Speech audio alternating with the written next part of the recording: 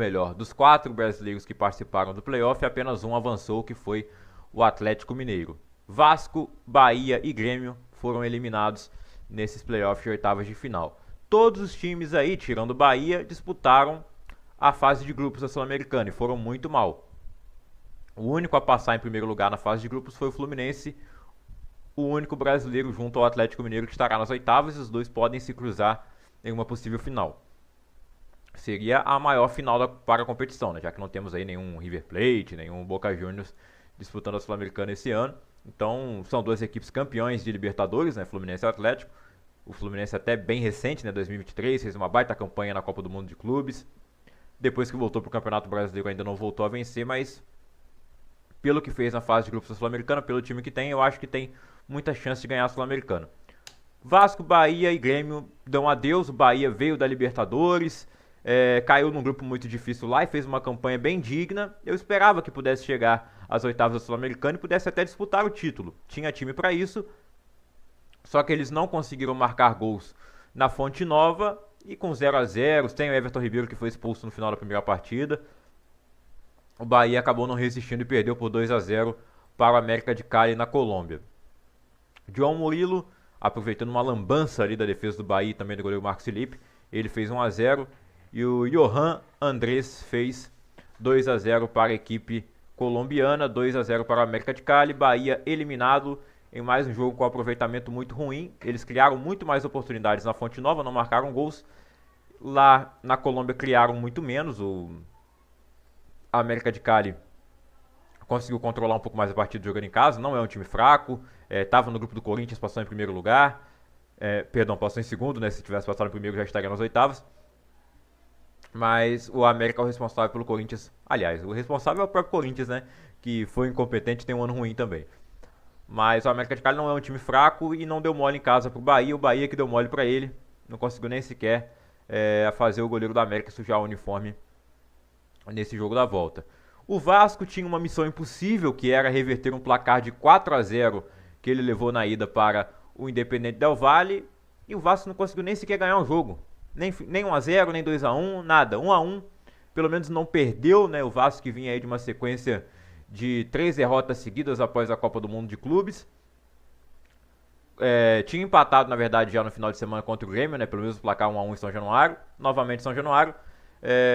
A torcida não encheu o estádio completamente. A fase não faz o torcedor ter essa vontade, né? Os escândalos fora de campo também. O presidente Pedrinho deu uma entrevista nesta quinta-feira, falando sobre várias coisas, respondendo acusações que aconteceram também depois desse jogo, né, de um influenciador vascaíno que teria sido agredido por um membro da diretoria aos arredores ali de São Januário.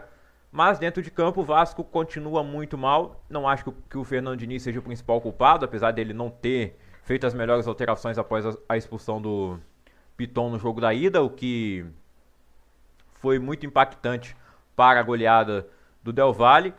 E no jogo da volta, o Vasco teve boas chances antes de conseguir marcar o seu gol, mas ele acaba levando o gol primeiro. O goleiro do Del Valle fez um milagre, uma cabeçada do Verratti.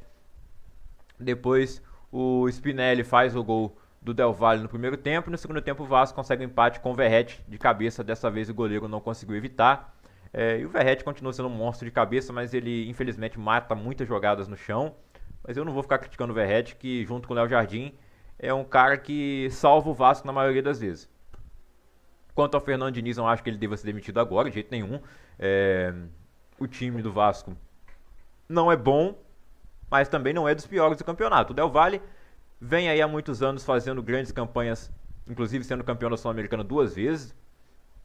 Revelou grandes jogadores da seleção equatoriana, como tem lá o Moisés Caicedo que está no Chelsea, o Incap que joga no Bayer Leverkusen, entre outros. Então é um time com um projeto muito bom há muito tempo, esse do Del Valle, que se coloca também como um dos favoritos da Sul-Americana, como eu já citei, o Fluminense, o Atlético Mineiro pelo time que tem. Mas hoje o Del Valle é um time que ninguém quer cruzar, né, de fora do Brasil. E se pegar o desempenho dos brasileiros nas últimas Sul-Americanas, ninguém tem ido muito bem, né? Era para ter vários times campeões brasileiros na Sul-Americana, como tem na Libertadores, mas a maioria tem batido na trave quando chega na final ou na semifinal. Foi o Cruzeiro na final ano passado, o São Paulo em 2022, se não me engano, 21. 21, na verdade, o Atlético Paranaense que foi o campeão, né? Que é o último brasileiro a ganhar a Sul-Americana, 2 vezes, Atlético Paranaense 21 e 2018. Bom, o Cerro Largo foi eliminado pelo Central Córdoba, que veio da Libertadores. Jogo da ida 0x0, 3x0 na volta para o Córdoba, fora de casa. Quarta-feira, o Bolívar passou pelo Palestino, vencendo por 3x0 cada jogo, 6x0 no agregado para a equipe boliviana. O Once Caldas despachou o Bulo-Bulo, Deportivo Bulo-Bulo, 7x0 no agregado, 3 na ida, 4 na volta. E o Grêmio não conseguiu reverter também essa situação contra o Alianza Lima, empataram em 1x1, 3x1 no agregado para a equipe peruana, com direito a gol de Hernan Barcos e a lei do ex. O Gustavo Martins fez o gol ali que deu esperança ao torcedor do Grêmio, precisava de mais um para empatar e levar para os pênaltis. Mas nos acréscimos, quem fez o gol foi o Hernan Barcos para o Alianza Lima, ele que teve uma passagem marcante pelo Grêmio ali entre 2013 e 2014. Tem 41 anos de idade e segue ali sendo importante nesse time do Alianza Lima, marcou gol na Libertadores, ele era o artilheiro, né, da Libertadores até começar a fase de grupos, marcou todos os gols no playoff da fase de grupos, e o Alianza Lima tem 2 centroavantes quarentões, né, o Paulo Guerreiro e o Hernan Barcos. Mas que estão colocando muito jovem no chinelo, né, alô Vitor Roque, que nessa semana foi bem. Quem não foi bem foi o Martinez. O Guarani venceu por 2x1 a Universidade de Chile, mas não adiantou. 6x2 no agregado para a equipe chilena. Universidade de Chile classificada para as oitavas. E o Atlético Mineiro nos pênaltis passou pelo Bucaramanga. O Galo ganhou de 1x0 lá na Colômbia com gol de pênalti do Hulk. E perdeu de 1x0 com o gol do Jefferson Mena aos 45 minutos de jogo. Ou 1 minuto do primeiro tempo. 1 minuto do segundo tempo, né? Bom... O Atlético não fez uma grande partida novamente, né? O Atlético tem jogado muito mal.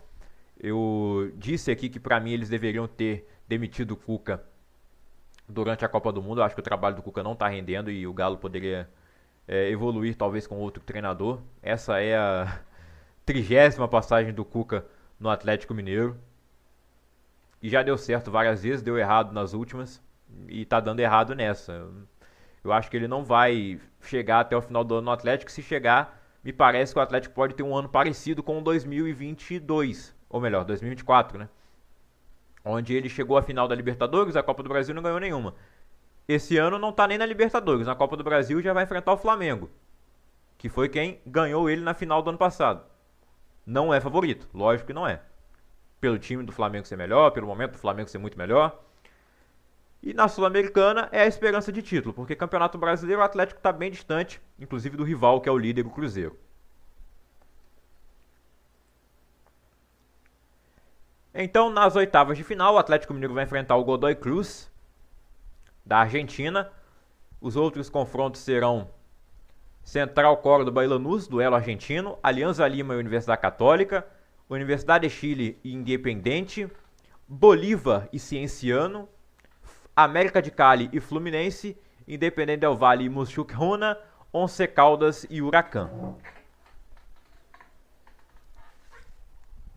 São esses os confrontos das oitavas da Copa Sul-Americana, previstos para os dias 12, 13 e 14 de agosto.